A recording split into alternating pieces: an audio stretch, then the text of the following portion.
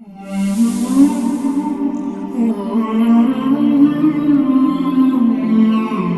هل يستوي الذين يعلمون والذين لا يعلمون إنما يتذكر أولو الألباب. بگو آیا کسانی که می‌دانند و کسانی که نمی‌دانند برابرند؟ همانا تنها خردمندان پند می‌پذیرند.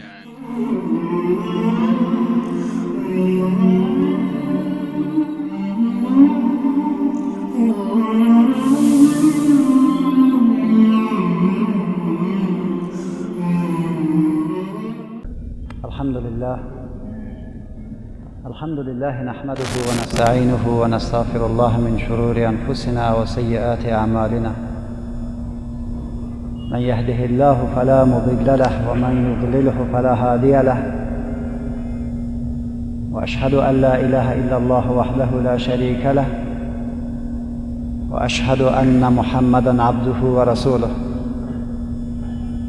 قال الله سبحانه وتعالى في محكم كتابه: ولا تستوي الحسنة ولا السيئة ادفع بالتي هي أحسن فإذا الذي بينك وبينه عداوة كأنه ولي حميم وما يلقاها إلا الذين صبروا وما يلقاها إلا ذو حظ عظيم إن الله وملائكته يصلون على النبي.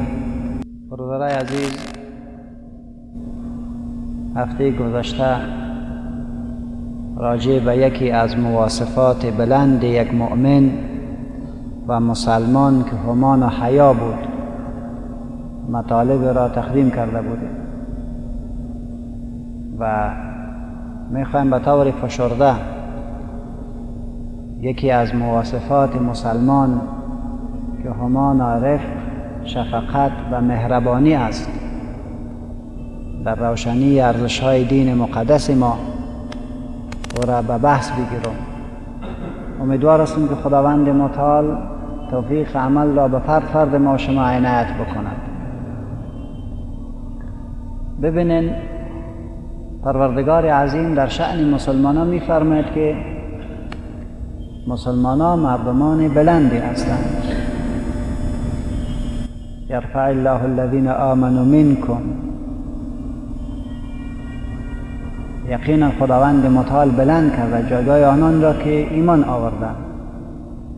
والذین اوتوا العلم الدرجات، و جایگاهشان بس بلند است نسبت آنانی که علم برش داده شده است.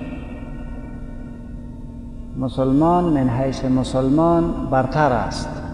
چرا برتر است؟ به خاطر که ایمان دارد. با آمدنش در این دنیا به عنوان یک انسان هدفمند باور و یقین به این دارد که از این دنیا که میمیرد به معنای فنا نیست، بلکه انتقال است از یک دارالفنا به طرف دارالبقا، در اوجا ابدیت است. و اگر خواسته باشد که او جای ابدی را به معنای واقعیش کمایی بکند که کامیابی دارن در اون هفته است، پس ضرورت دارد که یک مسلمان مواصف بوده باشد به یک سلسله صفات، و او صفات است که ما را جدا کرده است از کافر، او صفات است که ما را جدا کرده است از مشرک، و او صفات است که مسلمان جایگاه خود را در گیتی و طور خاص کمایی میکند. اگر او صفات نبوده باشد و صفاتی که فعلا در جامعه بشری عنوان می شود و اگر او صفات بوده باشد، من فکر میکنم که ما را دیگه او برده است به اصطلاح عام، زیرا خانه ما به مراتب خرابتر است نسبت به خانه‌ای که مشرکین و کفار در اون میشینند. سرک‌های ما به مراتب خرابتر است نسبت به سرک‌های لکسی از اونها. لباس ما فقیرانه است نسبت به لباسی از اونها. پول ما بسیار کم است نسبت به پول از اونها. و در سر زرق و برق دنیا و علوم معاصرشون ها سر ما برتری دارند و پیش هستند. این به این معنا نیست که دین ما این چیزا را بد می‌بیند. نه، دین عزیز ما دنیا را معبری می‌داند به سوی آخرت. و حتی یکی از استادای ما ایره میگفت، میگه دینی که دنیای ما را جور نکند آخرت ما را جور کرده نمیتواند. و اساس از بین رفتن اون صفات است که شکست میخوریم، بدبخت میشیم، ذلیل میشیم و همیشه انگشت ملامتی را برای خود ما میگیریم. و گاه گاه اونایی که با فهم هستند و عام ما شما انگشت ملامتی را به دیگران میگیریم، کل بدبختی را در گروه دیگران می‌پروریم، در حالی که بسیار مشکل در خود ماست. دین امانتکار را تایید می‌کند، امانت و حفظ امانت را تایید می‌کند. بیاین از خود پرسان بکنیم که چقدر ادای امانت ما دقیق هستیم. هرگاه امانت را ضایع می‌کنیم، این دین ما را تایید می‌کند یا رد ما می‌کند؟ دین ما را تایید نمی‌کند، بلکه بر ما میگه تو بد آدم هستی. دین به ما و شما میگوید که انسان با حیا باید باشی. اگر بی حیایی میکنی تو خوب آدم نیستی. در اینجا باز میبینیم ما ضربه میخوریم. دین به ما میگه غیبت نکو، توهین نکو، تحقیر نکو. و این صفات در ما هستن.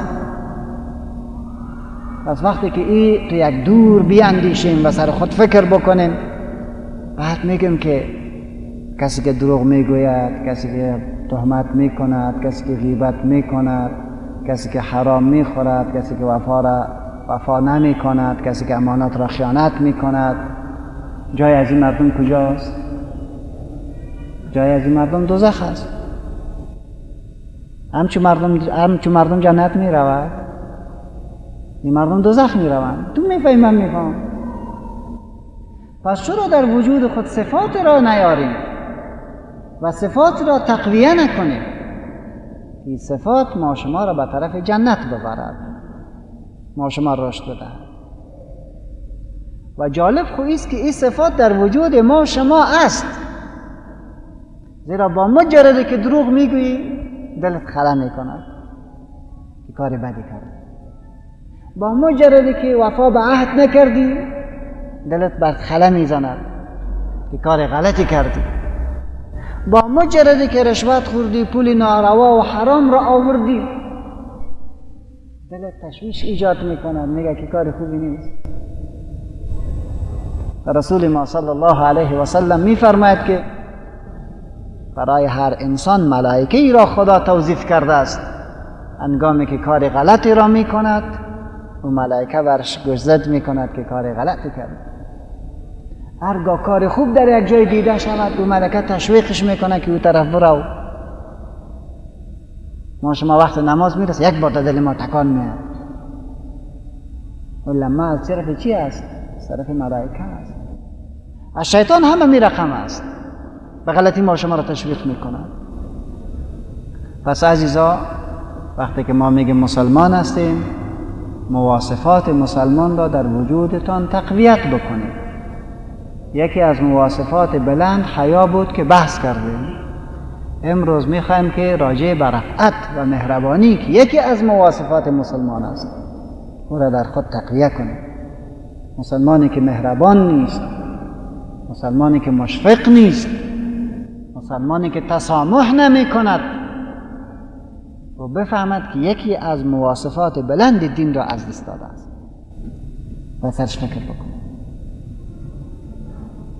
پروردگار عظیم برای ما شما یک پیام بسیار بزرگی را می دهد در سوره مبارکه فصلت: ولا تستوی الحسنه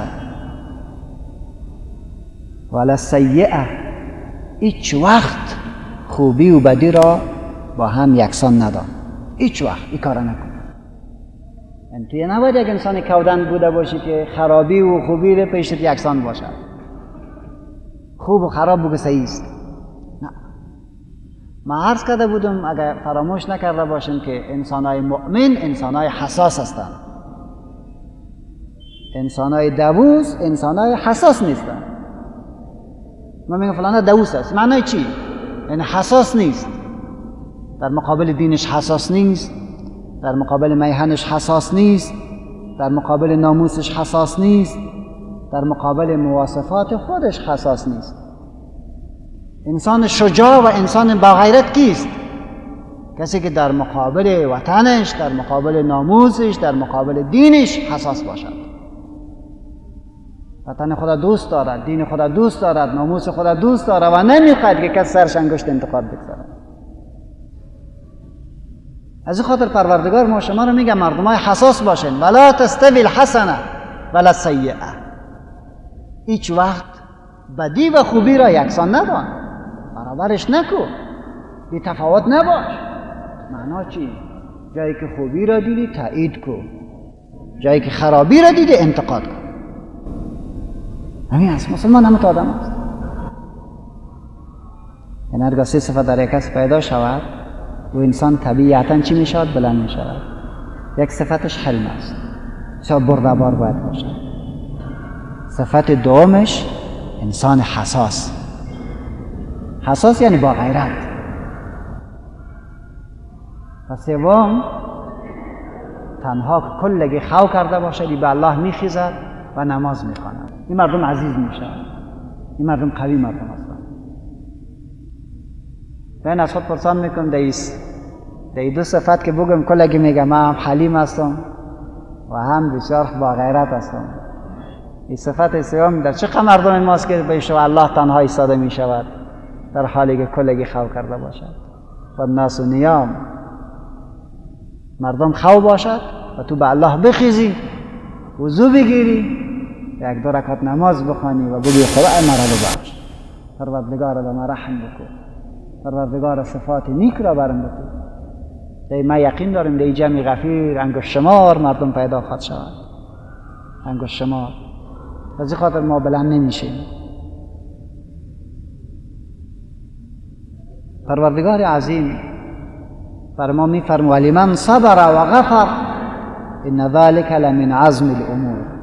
هر کس که صبر کرد در مقابل یک بدی که برش یک مسلمان دیگه میکنه و غفر و گذشت کرد، بخشید، یقینا کی از کارهای بزرگ است. این از کارهای بزرگ است. کسی که بخشش نمی کند و عفو نمی کند مردمای بزرگی نیستند. مردمای بزرگ عفو می کند، شجاعت دارد. انسان باید شجاع بوده باشد، سخنی که میگوید به او باید پابند باشد، حلیم باید بوده باشد، صبر باید داشته باشد در مقابل بدیهای دیگران. امام مسلم روایت میکنه حدیثی را که قال رسول الله صلی الله علیه و سلم ان الله رفیق يحب الرفق و یعطی علی الرفق ما لا یعطی علی العنف. پیغمبر میفرماید که خداوند متعال مهربانی را دوست دارد. مهربانی را الله دوست دارد زیرا خودش مهربان است. الله مهربانی را دوست دارد زیرا خودش مهربان است. سر ما شما چه احسان کرده است؟ الله رفیق است و به اساس رفق و مهربانی چیزی را نصیبت میکند که تو به مواصفات دیگری او را به دست آورده نمیتونست. عطای خداوند متعال و یعطی علی الرفق ما لا یعطی علی العنف. به مهربانی بسیار چیزا را الله نصیبت میکنه که به خشونت نصیبت نمیشود، به قال مقال نصیبت نمیشود. پس ایجاد بکنیم در خود نرمی را. باز هم میبینیم که امام مسلم رحمت الله علیه از رسول ما صلی الله علیه و سلم روایت میکنه لا یکون فی شیء الا زانه. مهربانی و شفقت در هیچ چیز داخل نمیشه مگر که او را وزن میدهد. یعنی سرشفه است. کسی خشونت میکنه وزنش از دست میدهد. کسی حلم میکنه، شفقت میکنه، مهربانی میکنه و گذشت میکنه، در حقیقت چی میشود؟ وزنش بیشتر میشود و انسان بزرگ میشود. ولا ینزع من شیء الا شأنه. از هیچ چیز شفق و رفقت و مهربانی گرفته نمی شود مگر یک گوشه بی وزن می شود. پس مسلمان باید مهربان باشد تا با وزن باشد تا به خدا نزدیک باشد. و پیغمبر ما علیه السلام دیگه جایی میگه من یحرم الرفق فقد حرم الخیر. کسی که مهربان نباشد، مشفق نباشد، در حقیقت از خیر خلاص شد، دو دیگه خیری دیده نمی شود. و رسول ما صلی الله علیه و سلم مرد اشجع بن القیس عبدالقیس او را فرا خواند و بعد برش گفت که ان فیک خصلتین، در تو دو صفت است و او دو صفت است که یحبهم الله و رسوله. دو صفت است که الله او را دوست دارد، الحلم والعناء، یکی حلم است، حلیم بوده باشی، بردبار بوده باشی، و یکی عناعت، وقار و حیثیت و وقار باید باشی. با این تعبیر وقتی که ما میبینیم از خود باز پرسان بکنیم که پیغمبر قد تأکید میکنه به مهربانی و به شفقت، به این اجزا در وجود ما چقدر است؟ ما در فامیل چطور هستیم؟ در بیرون چطور هستیم؟ در دفتر چطور هستیم؟ حالا اگر وقتی میخوایم که مشفق و مهربان بوده باشیم، که در وقتی میشود که ما شما با واقعیت هایی که روبرو میشین در اموجا توقف بکنیم، در اموجا متوجه باشیم، بدی را به بدی جواب ندیم. چی رقم؟ حضرت ام المؤمنین عایشه رضی الله عنها میفرماید که گروهی از یهود داخل مجلس رسول علیه السلام شد، بعد گفتن که السلام علیکم، وبا بر شما باشد، هلاکت بر شما باشد. حضرت عایشه رضی الله عنها قارش آمد گفت که و علیکم السلام و اللعن، بر شما بوده باشد امی وبام سر شما بیاد و لعنت خدام سر شما باشد. امی را گفت. فقال رسول الله صلی الله علیه و سلم، پیغمبر خدا فرمود که مهلا یا عایشه، صبر کو عایشه، ان الله يحب الرفق فی کله، رفق فی الامر کله. عایشه صبر کو که خداوند متعال مهربانی و شفقت را در تمام چیز دوست دارد. اونا گفتن که السلام علیکم و حضرت عایشه گفت که السلام علیکم و لعنه، چیزی را زیاد کرد. و پیغمبر چه مهلا یا عایشه ان الله يحب الرفق فی الامر کله. عایشه خداوند متعال مهربانی را و شفقت را در تمام چیز دوست دارد. فقلت یا رسول الله، ما گفتم که ای پیغمبر خدا، الم تسمع ما قالو، نشنیدی که اونا چی گفتن؟ نه بر ما گفتن السلام علیکم. فقال رسول الله صلی الله علیه و سلم قد قلت و علیکم، ما خبرش گفتیم که بر شما باد. اونا گفت السلام علیکم، ما گفتم و علیکم. اگر اونا زبانشان نرم بوده باشه السلام را سلام را تلفظ کرده باشه و علیکم یعنی بر شما هم سلام باشه، و اگر اونها وبا را خواسته باشه، مرض خواسته باشه، هلاکت خواسته باشه، من برش گفتم و علیکم. دیگه ضرور نبود که تشنج ایجاد شود، این ضرور نبود. خب این احادیث گفتم برای چی؟ برای که بیاین سر خود یک بار فکر بکنیم عزیزایم که موقعیت فعلی ما شما چگونه است. در خانه وقتی که داخل میشیم گاه شما میبینین چیزی رو از خانمتون پرسان میکنین بتین و او زود پیدا نمیشود. بعد چی میکنین؟ دو میزنین. اما تو اصلا نیست، قالمقال میکنین، توهین میکنین، تحقیر میکنین. و خداوند متعال هدایت بکنه یک تعدادی که و پدر و مادرش دشنام میدهد، در حالی که یک بسیار چیزی کوچک گفته که بطور مثال کتابچه مربوطی وجود نمیاد، باز دوش هست، دو زدن است. ولی از خود که پرسان بکو، اگر از تو چیزی را کسی بخواهد و تو گمش کرده باشی و با پدرت کسی دشنام بدهد، با مادرت کسی دشنام بدهد، زورت میته نی؟ طبیعیست که زورت میته. پس در خانه هم خانم هم پدر دارد، مادر دارد و تو باید احترام بگذار. این مسئولیت ما شماست. شما از خود پرسان بکنین که از نمونه های زندگی رسول ما صلی الله علیه و سلم عجیب است. بخاری روایت میکنه از حضرت ابو هریره رضی الله عنه و ارضاه، مرد آمد داخل مجلس رسول علیه السلام شد، سخن توبالا کرد. بعد از او باز در مسجد خیست، در کنج مسجد پیشاب خدا کرد. صحابه کرام رفتن تو را لط بکنن. پیغمبر گفت که نکنه. یک حدیث دیگه ما لا تظلمو، پیشاب سرش قطع نکنید، بگذارش که پیشاب بکنه، تحمل اسای کنه، شفقت اسای کنه. صحابه دور شدن. بعد مردکه را گفت که ایجا بیا تو را کار دارم. دعوه و حرقوا علی بوله سجلا من ماء، او را بگذارید و در جایی که پیشاب کردن اونجا یک چیز آوا پرتن. و صحابه میگه پیشاب خوب کرد، صحابه را میگه در اون جایی که پیشاب کرده اونجا شما آوا پرتن. نفر پیش خود خواست. بعد برش گفت که ببین این جایی که تو اونجا پیشاب کردی مسجد نام داره و جای پاکی است، در اینجا باید نماز خوانده شود، در اینجا باید دعا شود، در اینجا قرآن تلاوت می شود، اینجا جای تدریس و علم است و این را همه ما شما باید پاک نگاه بکنیم.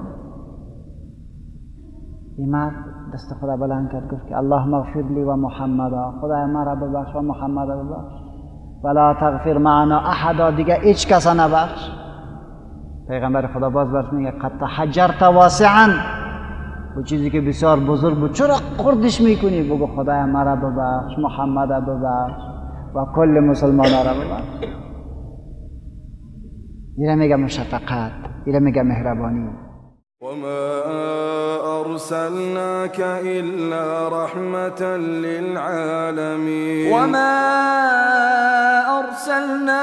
إلا رحمة للعالمين و ای پیامبر، تو را جز رحمتی برای جهانیان نفرستاده ایم.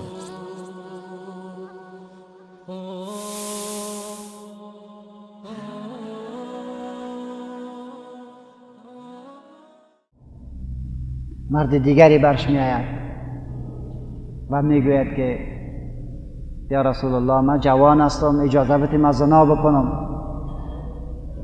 این صحابه خیزن که یک چند چپات بودن که بیادب هستی. پیامبر خدا گفت نکنه بشین بچه. بعد برش گفت که دوست داری که با مادرت کسی زنا بکنه؟ یک بار خواهد شد نه رسول الله. میخوایی با خواهرت؟ بعدم میآید کارش میآمد، سر شده میره. میخوایی با دختره؟ با خانمت؟ دیگرها هم دوست نداره با مادرش، با خواهرش، با دخترش کسی زنا بکنه. هر کاری که تو میکنی در حقیقت یک بار ببین که دیگرها در مقابل تو میکنن. پس اگر میخوای در جامعه بدی نباشد، تو کارا نکن که مردم با تو همونچه که یک کاری بکن. بعدی صحابه میگه که صاحب بد کردم دیگه این کارا نمیکنم. پیامبر خدا در سینه مبارکش دست میذاره و بگه خدایا دلش پاک بگردان و اما تو دلش پاک شد. این نمونه های دعوت رسول ما علیه السلام است. شما میفهمین عزیزایم، درک بکنین، ما شما ملت افغان، ملت مسلمان، کعبه ما یکی است و دین ما یکی است، کتاب ما یکی است و در یک کشور هستیم، اما تو در یک دیگر داخل هستیم. ولی با این کل توافقاتی که ما داریم، سینه ها کلش از کدورت و از کینه پر است، از غصه پر است. بس این شمال شد، این جنوب شد، این شرق شد، این غرب شد. به درد یک دیگر خود آواز نمی کشیم، خفه نمیشیم. انسان تعجب می کند هنگامی که اطفالی که در کنر به شهادت رسیدن، من تو فکر میکردم که حالی چی وای وایلای دی کشور باشد، حالی چی غال مغال داری کشور باشد، و کل ما شما چپ هستیم. این دلیل بر ایسته که ما شما یک دیگری خود را دوست نداریم و این سینه ما از کدورت و از کینه پر است. اگر این سینه خلاص می بود خودت نمی بود. پس به درد یک مسلمان ما هم درد می کشیدیم. توحیدش بود، تحقیقش بود، بدیش بود. در حالی که خدا میگه انما المؤمنون اخوه. مسلمان برادر یک مسلمان است. طبیعی است که مشکلات وجود داشت. اگر مشکلات نبود خود جنگ نمی بود. ولی از ما شما حلم می خواهد، بردباری می خواهد، مهربانی می خواهد. دین ما به می امر می کند. دین امیر حکم می کند. پس اگر می خواهیم که واقعا مسلمان بوده باشیم، لا یؤمن احدکم حتی یحب لاخیه ما یحب لنفسه. یکیتان مسلمان نیستیم تا هنگامی که آنچه که به خود میپسندی به برای برادر مسلمانت هم را بپسندی. هرگاه برای خود خوبی میخوای پس برادر مسلمان تا خوبی بخوای. هرگاه بدت میاد که کسی از تو رشوت بخورد پس تو باید رشوت نخوری. هرگاه بدت میاد که کسی حق تو را بگیره پس حق کسی را نگیر. هرگاه امید داشته باشی که دیگران تو را ببخشد تو مردم را ببخش. هرگاه میخوای که تو را خدا ببخشد تو مردم را ببخش. وقت الله با تو است. الله هدایت میکنه، الله راهنماییت میکنه. عزیزم چه وقت میتونیم که ما به این صفات برسیم؟ به حلم، به انابت، به مهربانی، به شفقت. هنگامی که این صفات را عبادت بدانیم، این صفات را به عنوان عبادت بدانیم. یعنی معنا چی؟ کسی را که میبخشم از بیغیرتیم نمیبخشم، بلکه او را به خاطر خدا میبخشم. و کسی چیزی را میتون به خاطر خوشی از او نمیتون، بلکه میخوام خدا را خوش بکنم. و کسی که میشینم به خاطر خدا بشینم و از مجلسی که میخیزم به خاطر خدا بخیزم. هرگاه اعمال خود را به خاطر خدا کردیم سینه ما شما پاک شده میرود، توانایی ما بلند میرود، فکر ما بلند میرود. هرگاه خواسته باشیم که مردم را خوش بکنیم، شما ایمان داشته باشید که خدا شما را خوش میکنه، شما را خوش میکنه. پس در خوشی مردم باید براییم تا خدا ما را خوش بکنه. کمک بکنیم با مسلمانان تا خدا ما را کمک بکنه. در غم و شادیشان حضور به هم برسن تا الله ما شما را ببخشه. ببینید نمونه‌اش، یکی از برادرای ما وفات میکند یا یکی از خواهرای ما وفات میکند، ما در جنازه از او شرکت میکنیم، تنها در جنازه شرکت میکنیم. رسول ما صلی الله علیه و سلم میفرماید مسلمانی که در جنازه مسلمان شرکت کرد 1 قیرات اجر میگیرد. قیرات یعنی چی؟ اینا معلوم بود. پیامبر گفت مثل کوه احد که طلا شود و شما او را در راه خدا انفاق بکنید. کوه احد یک کوه دامنه‌دار است مثل کوه هندوکش. کوه احد که طلا شود و شما در راه خدا بتید. اگر در جنازه برادرت شرکت کردی و او را مشایعت کردی تا قبرستان، الله 2 قیرات اجر برای تو میدهد. یعنی به اندازه 2 کوه احد. پس ما شما در جنازه شرکت میکنیم، به نیت عبادت بسیار کم میریم. از این خاطر لذت نمیگیریم از ایستادن در اونجا. باور بکنید اگر شما در جنازه برادرت بروید و در اوجا به خاطر ازی بروید که الله اسبشت خوش شود، قسم به خداست لذت میگیری، معنویتت بالا میرود. ما شما در خانه دوستای ما میرویم ولی به نام عبادت نمیرویم.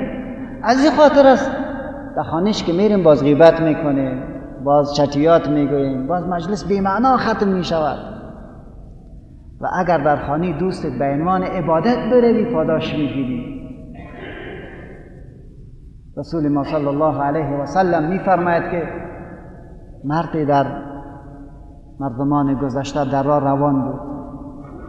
الله متعال به خاطر تعلیم ما و شما ملائکه را به صورت انسان برش پایین میکند و برش میگه که عزیزم کجا میری؟ گفت خانه فلانه نفر میرم. گفت برای چی میری؟ و به خاطر که او خوش شود تا الله خوش شود. او خوش شود تا الله خوش شود. الله متعال برای از این ملائکه میگوید که به این بندیم بگو که تمام گناه ها را بخشیدم. سبحان الله. به این بندیم بگو تمام گناه ها را بخشیدم. عزیزان ما در خانه دوستای خود میریم ولی به نام عبادت نمیریم، بلکه به خاطر چشمی میریم، رواج میریم، به خاطر مادیات میریم. بیاین این رفتنتون را به خاطر خدا بکنیم تا این به عبادت تبدیل شود و پاداش بگیریم. و به نام عبادت که اونجا ششتی باز غیبت نمی کنی، زیرا تو به نام عبادت آمدی. باز دروغ نمیگی، باز غیبت نمی کنی، باز چشمت مواظبت میکنی، گوشت مواظبت میکنی، نشستت مواظبت میکنی، غلط کار نمیکنی. نتیجه یک نیت کاملا در شیوه شما تغییر را ایجاد میکند. تغییر را ایجاد میکند. پس بیاین نیتتان را اصلاح بکنید. اولیاء الله این مبارکا کلان کلان پاداشی که میگیرد قسم با خدا از قضیات عبادت نمیکند. میفهمید؟ زیرا ما از سنت رسول علیه السلام داریم. عبادت هایی که انحرافی می شود پیغمبر منش کرده. 3 نفر از صحابه آمدن به نزد رسول علیه السلام در خانه‌اش. از امهات المؤمنین پرسان کردن که پیغمبر شو چی میکنه؟ گفت رسول علیه السلام از نماز که میاد چند قمره ما میشینه خواب میکنه، در آخر شب باز میخزد چند رکعت نماز میخواند. یکی به دیگه سعی کردن که انهم تقالو، گویا کی را کم پنداشتن. باز یکی به دیگه گفتن که او خود پیغمبر است، خدا گناه قبلی و بعدی را برش بخشیده، به ما خود نبخشیده. بنان یکی گفت که من همیشه روزه میگیرم، یکیش گفت که من همیشه روزه میگیرم، دیگهش گفت عروسی نمیکنم، دیگهش گفت کل شب عبادت میکنم. قصد از یارا پیغمبر علیه السلام از طرف خانمای شنید. مردم را خواست به منبر بلند شد و گفت که او مردم شما چی کار شروع کردید؟ ما هم روزه میگیرم، هم افطار میکنم، هم عروسی کرده، هم شو خو میکنم، نماز میخونم. در دین افراطگری را شروع نکنیم که خراب میکنیم. یک گپش بود. یک صحابی جلیل القدر است به نام سلمان فارسی رضی الله عنه، شما کلش نامش شنیده. این مبارک با حضرت ابودردا رضی الله عنه مواخات داشت، یعنی برادرش بود که پیامبر گفت که این برادر تو، زیر یک انصاری با یک مهاجر برادری داشت. این که آزاد شد با این انصاری حضرت ابودردا مواخات داشت. بعد از یک مدت حضرت سلمان رضی الله عنه خانه حضرت ابودردا آمد، دید که خانمش کالای ژولیده دارد. این خانهش دید گرد است. بعد از او به طرف خانمش گفت که چرا این وضعیتی رقم است؟ خانم ابودردا گفت که برادرت که است شو نماز میخواند کل شو، روزم روزه میگیرد، دقیقی دنیا هم نیست دیگه. من خانه را بکی تنظیم بکن، با خدا بکی آرایش بکن. گفت اما تو راست؟ گفت بله. گفت با برادرم بگو که من شو میایم. حضرت ابودردا خبر شد و فوراً خیست، یک دونه گوسفند ذبح کرد. بسیار خوش است که حضرت سلمان در خانهش آمد، او را برش ترتیب داد. وقت خو رسید، عربا رواج داشتن که کتی میمان خو میکردن در یک جای. بستر ابودردا انداخته شد، بستر سلمان فارسی هم انداخته شد رضی الله عنهما. حضرت سلمان در این بسترش که در آمد، ابودردا نمیگوره. گفت تو چرا ده؟ بستر تو کجاست؟ گفت من نماز میخوام. گفت خو کو، ایره بزرگ وادار به استراحت بکنم.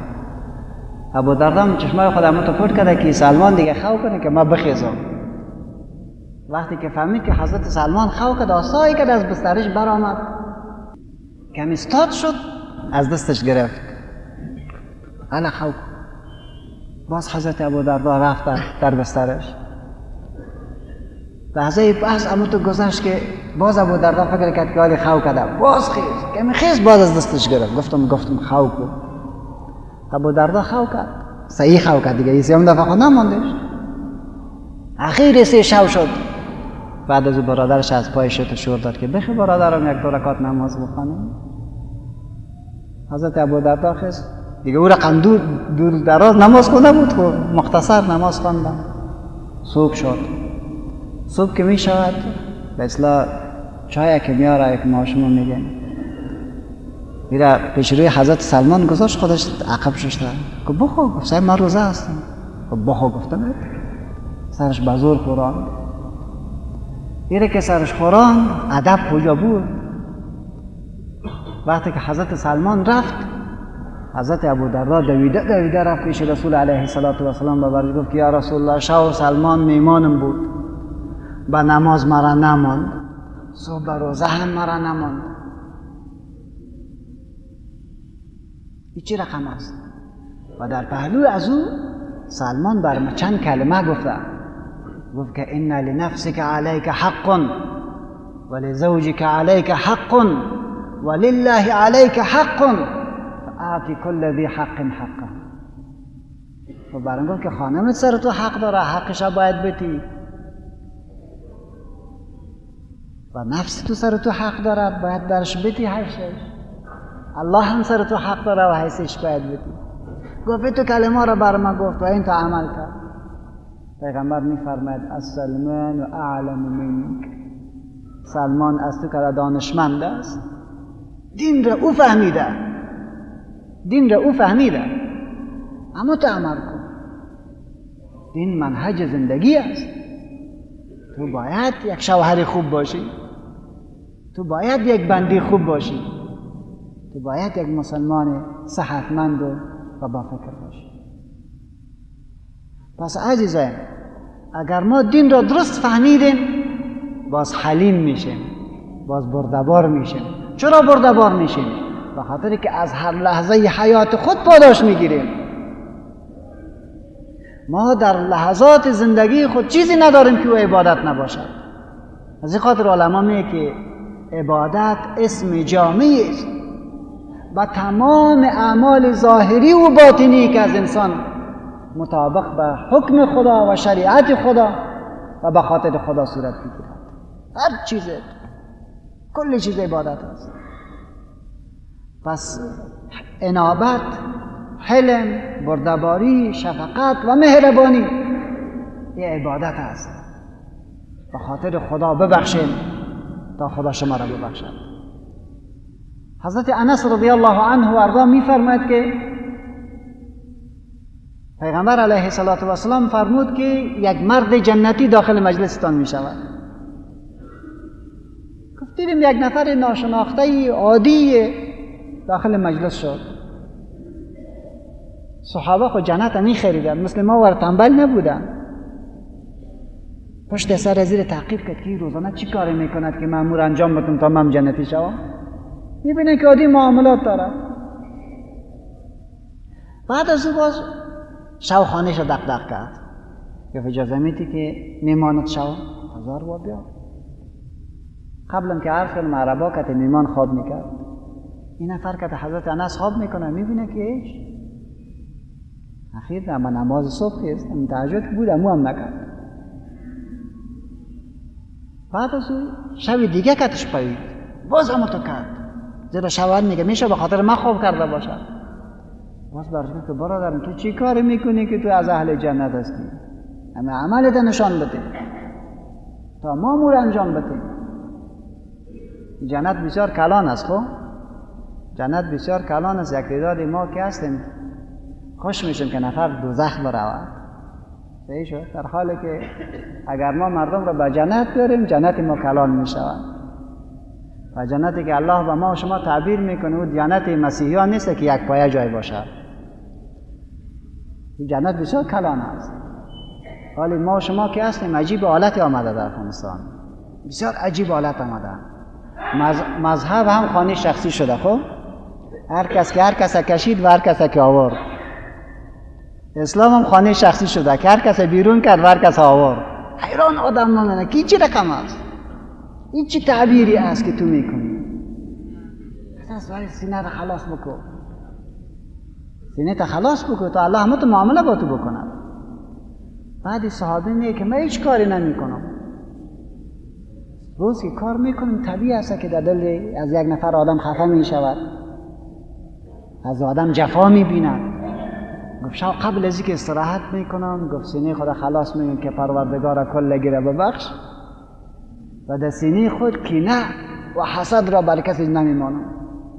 الله اگر مرا میبخشه به همین صفت میبخشه. پس اگر خواسته باشین که واقعا مؤمن بوده باشین، سینه کایتان خلاص کنین. به سینه مهر و محبت را ایجاد بکن، نه کینه را، نه حسد را، زیرا ایمانت از دست میده.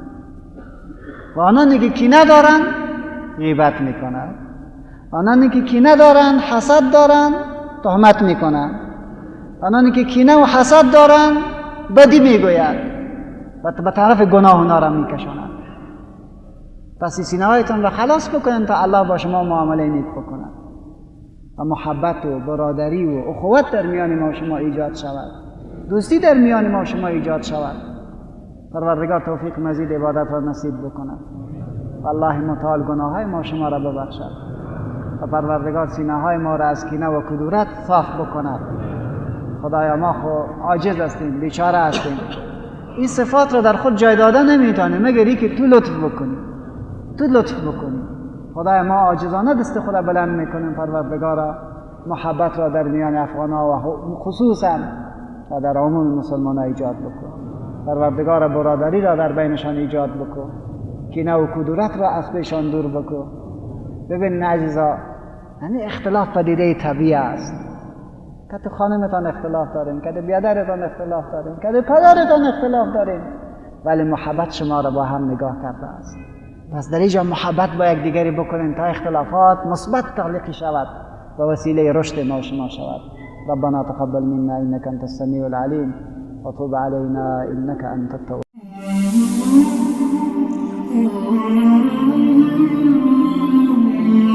قل هل يستوي الذين يعلمون والذين لا يعلمون إنما يتذكر أولو الألباب. بگو آیا کسانی که می‌دانند و کسانی که نمی‌دانند برابرند؟ همانا تنها خردمندان پند می‌پذیرند.